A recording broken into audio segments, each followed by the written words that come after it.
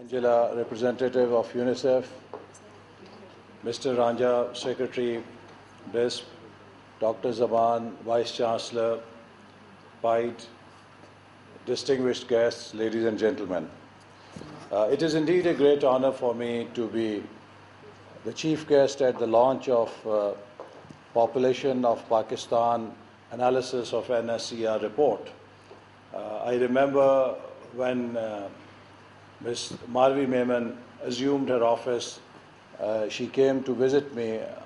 One of the first things we discussed was that how the wealth of information and data that resides inside BISP can be used to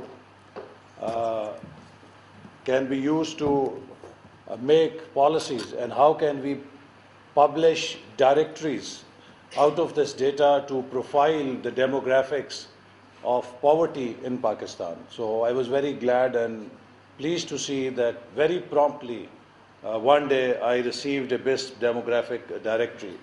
So on this one.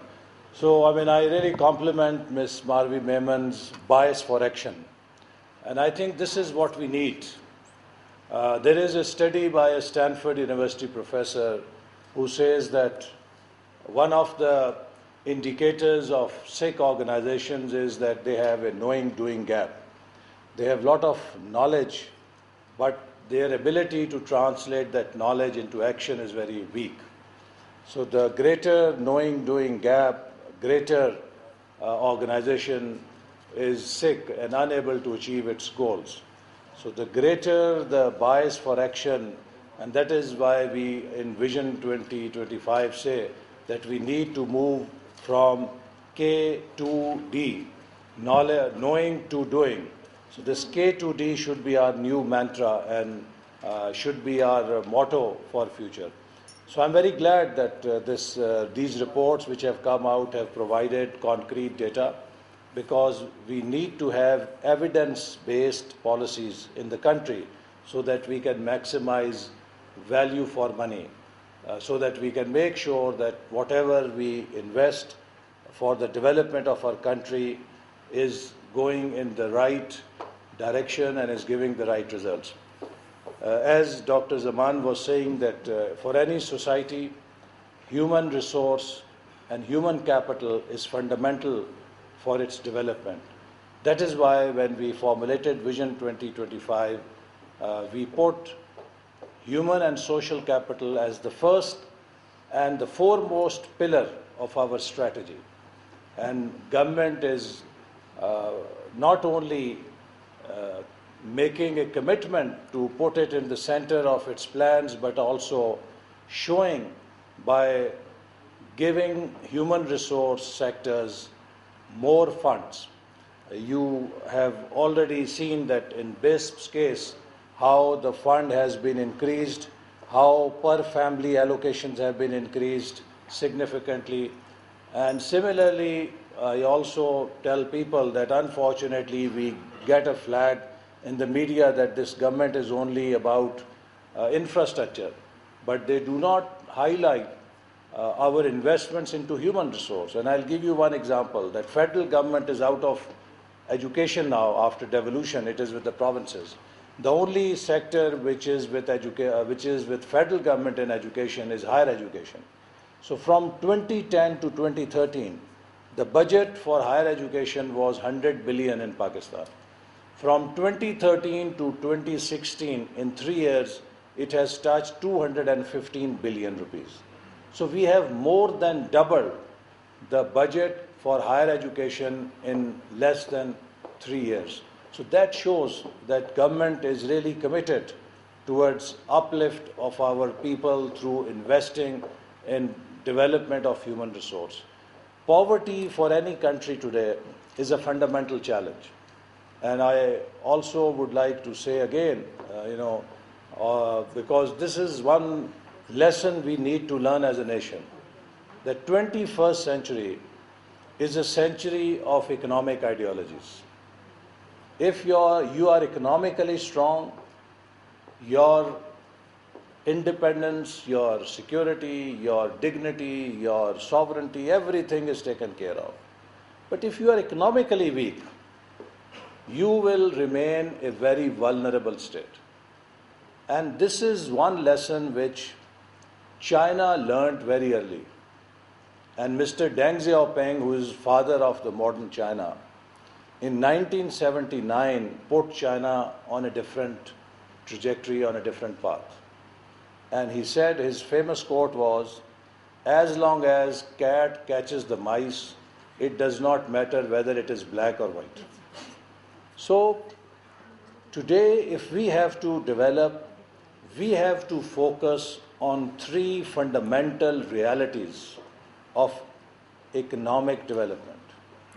Number one, what is the state of wealth creation in our society and in our country? Because no country can develop unless it fosters the engine of wealth creation within its economy. Because it is only through wealth creation that you generate surplus.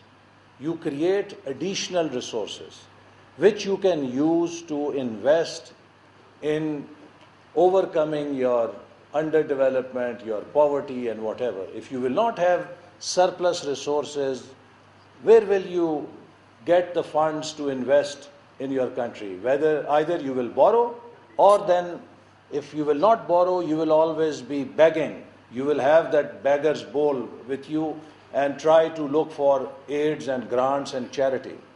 So if we have to uplift ourselves and move forward with dignity, we have to focus on developing our own resources. And for that, we need wealth creation and an enabling environment that fosters wealth creation. But wealth creation by itself is not a solution for sustainable development. The second fundamental challenge is that how is society distributing that wealth? Whether we have equity, whether we have inclusiveness, whether the resources that are being generated in society are shared by all, or those resources are going in the hands of few and we have a growing inequality in the society. Again, growing inequality is also a recipe for disaster for any society, because you cannot sustain that wealth creation platform for too long. The shock waves that will come out of, or the earthquakes that will come through the plate tectonics of inequality, have the potential to raise everything to ground, whatever you may build. So, second important dimension is distribution of wealth. And it is there where institutions like BIS play a very fundamental role. That how can we make sure that in our society, sections which are marginalized, which are vulnerable, which are weak, are not left behind. So society is able to take care of everyone, and society is able to provide an opportunity for every citizen that they can look forward in life with more opportunities. And poverty should not become a disabling condition for them for having opportunities in life. The third important element is that societies today in global world have to be competitive. If you are not competitive, very soon you will lose your steam. Others will overtake you. And that means that, if we have to be competitive, not only that we have to invest in overcoming poverty, we have to also invest in improving the quality of our human resource. Because ultimate competitiveness will come from the quality of human resource different countries will have. What is the quality of education? What is the quality of health? What is the value system in the society? Is there harmony, or is there conflict? Is there peace? Is there stability? All those things come together and create conditions through which you can have more sustainable and competitive platform for growth. So in this direction, I think today we all have to think. And these political debates of past decades have to be buried. And today, Pakistan has to look forward. And let me tell you that, Alhamdulillah, the government of Prime Minister Nawaz Sharif has worked very hard, and the country which 3 years ago was on the title of Newsweek with the story that the most dangerous country in the world is not Iraq, it is Pakistan. The same country is today in the headlines of the Western media, where they are saying Pakistan is an emerging market and Pakistan is a safe haven for billions of dollars of Chinese investment. Is it not a change? That 3 years ago, the world was looking at us as a most dangerous country, and today the same media is looking at us as an emerging market. So is it not a change? ہے کہ نہیں ہے؟ تو پھر تبدیلی تو آ رہی ہے، تو تھوڑی تھوڑی تبدیلی تو آ رہی ہے. So the point is, I think we need to continue with consistency. And because you are all educated Pakistanis, there is one lesson we all need to learn. And if there is single factor which has not enabled us to truly realize our potential, it is lack of political stability in this country.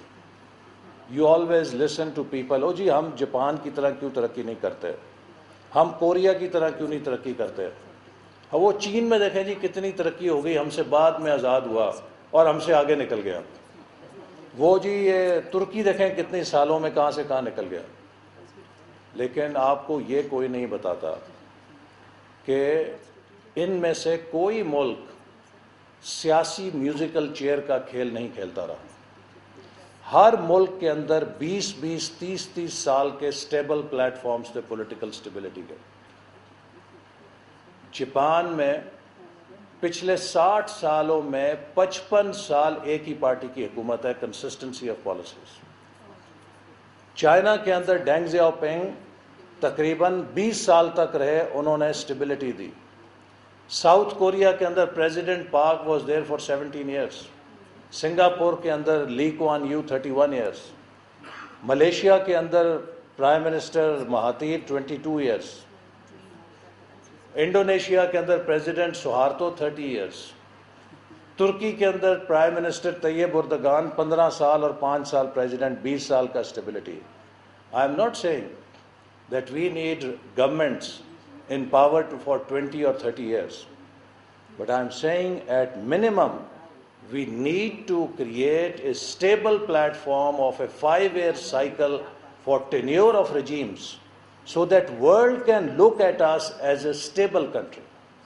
جس ملک میں استحکام نہیں ہوگا وہاں پہ سرمایہ کار نہیں آئے گا، انویسٹمنٹ نہیں آئے گی. اور آپ سب کو دیہاتی، میں ایک دیہاتی بندہ ہوں، I come from a rural background. آپ بہترین بیج لیں، اس کو زمین میں لگائیں اور اس کو زمین میں لگانے کے بعد ہل چلاتے رہیں، ہل چلانا نہ روکیں، وہ بیج کبھی جرمنیٹ نہیں کرے گا.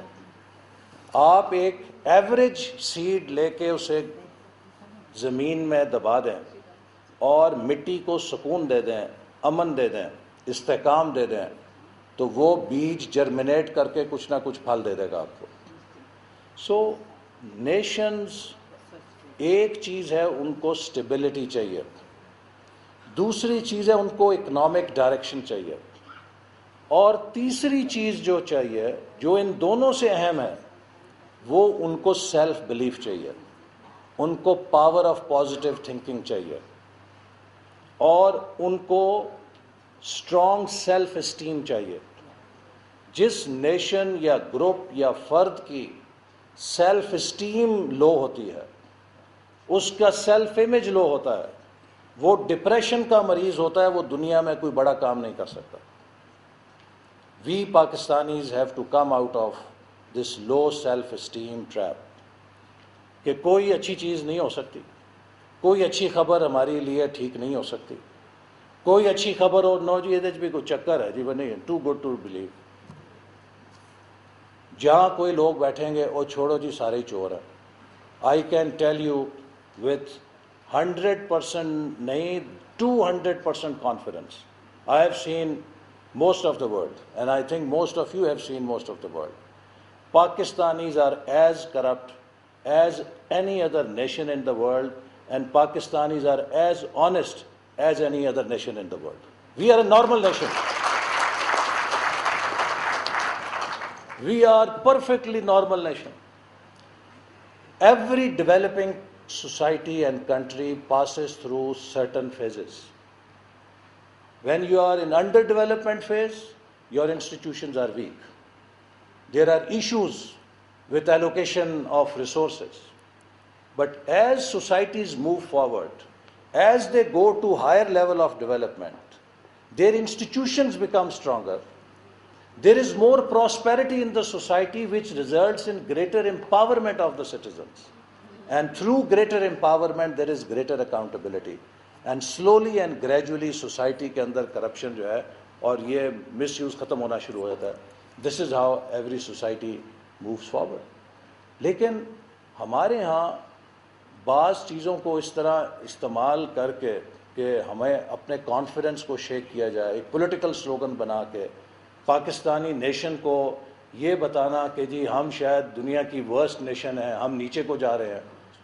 आप देखिए 2013 में where were we?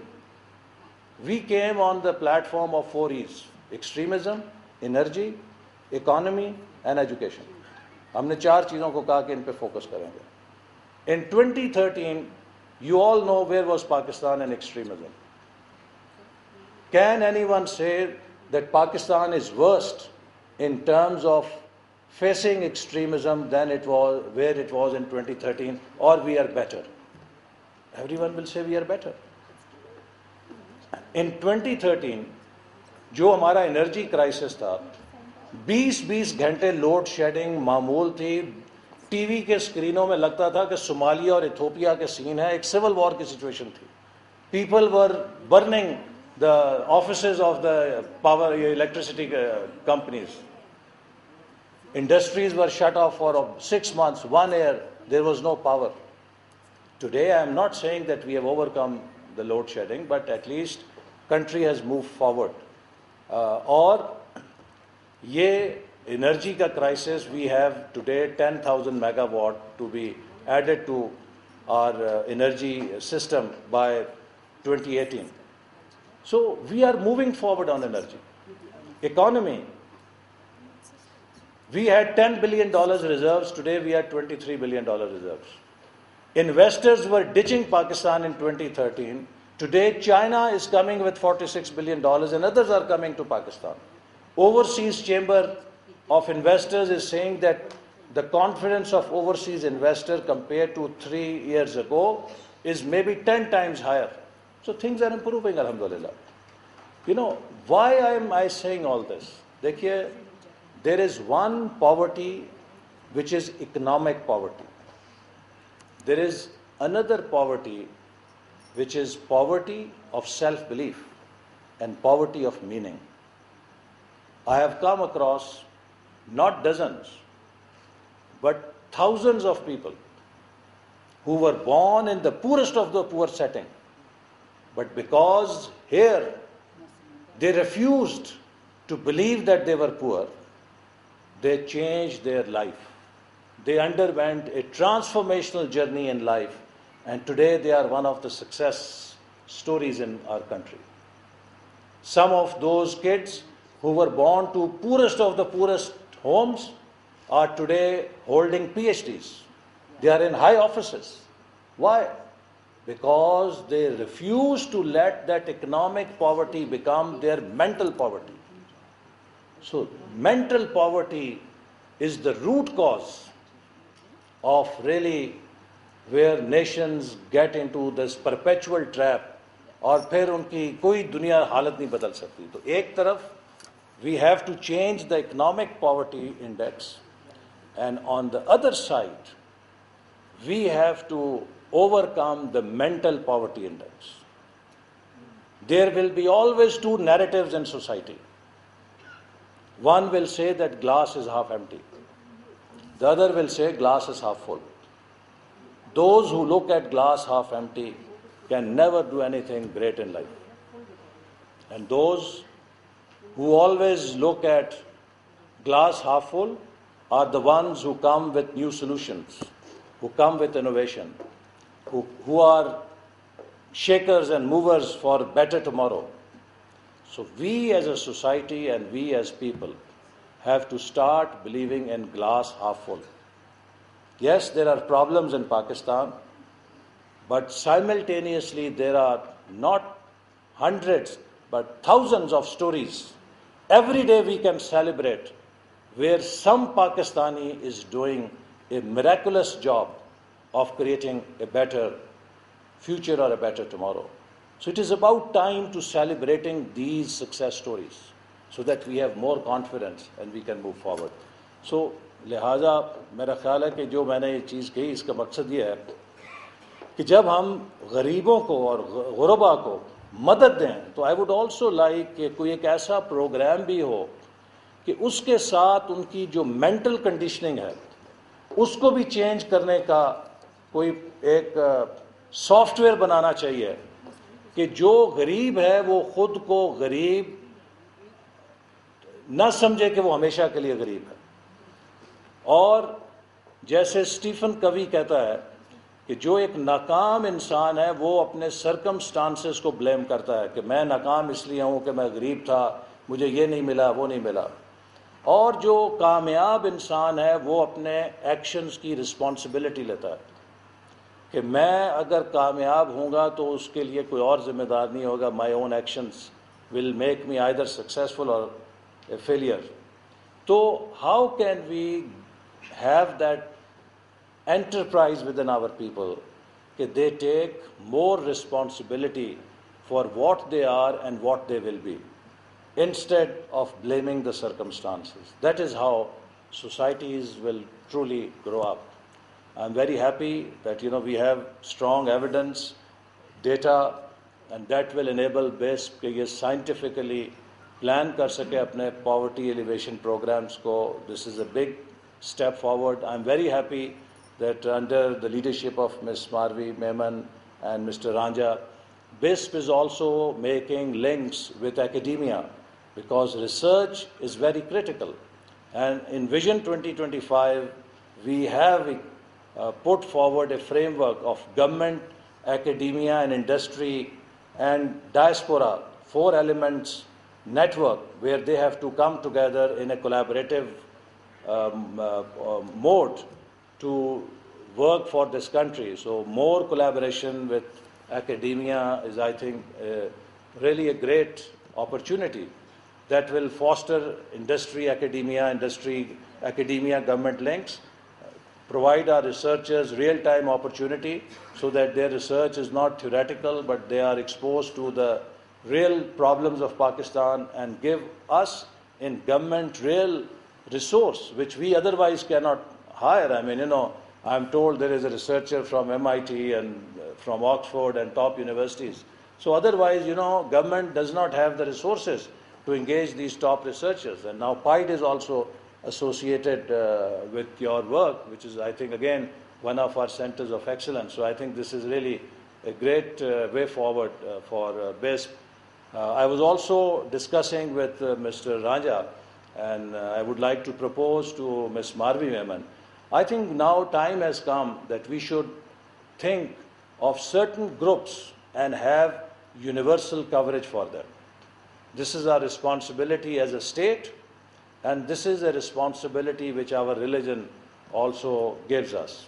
If you look at the earlier period of Khulafai Rashidin, so many of the interventions which they started are today very well practiced in Scandinavian countries and in many European countries through social security. So I was saying that maybe we need to carry out a survey and we must cover all the widows and all the orphans in the country who are under certain income level. So I don't think this is an impossible task. कि हम अगर ایک خاص آمدنی سے کم ملک کے اندر جتنی بیوائیں ہیں اور جتنے یتیم بچے ہیں ان سب کی کفالت کی ذمہ داری اگر ریاست اٹھائے تو میرا خیال ہے کہ یہ ایک بہت بڑا عمل ہوگا اور ملک کے لیے ترقی میں بھی، اور اس میں رانجھا صاحب نے کہا کہ ہم ہینڈی کیپ کو بھی شامل کر سکتے ہیں. I think that will also be very good. ہاں تو ہاں سو وڈوز، آرفنز اور ہینڈی کیپ جو ہے، اگر ہم ان کا ایک سروے کر کے یہ جو تمام ملک کے جو طبقے ہیں انہیں اگر شامل کر لیں تو یہ ایک ایسی سیفٹی نیٹ ہوگی کہ جس میں ہماری سوسائٹی کو میرا خیال ہے کہ کافی اس کے اچھے نتائج ملیں گے اور ہم ان طبقوں کو اپنے پیروں پہ کھڑا ہونے میں مدد دیں گے. ان کا کام جو ہے وہ ایک ایسا ہے کہ اس میں دین بھی ہے اور دنیا بھی ہے. میں ان کی کامیابی کے لیے دعا کرتا ہوں اور وہ سارے جو پارٹنرز ہیں ان سب کا بھی شکر گزار ہوں کہ وہ ان کی بہت سپورٹ کر رہے ہیں. اینڈ آئی ہوپ کہ انشاءاللہ تعالی ہم پاکستان کو اسی راستے پہ لے کے چلیں گے تو وہ دن دور نہیں ہے کہ جو ہم نے خواب دیکھا ہے کہ by 2025 Pakistan should be in the top 25 economies of the world, اس کی ہم تعبیر حاصل نہ کر سکیں.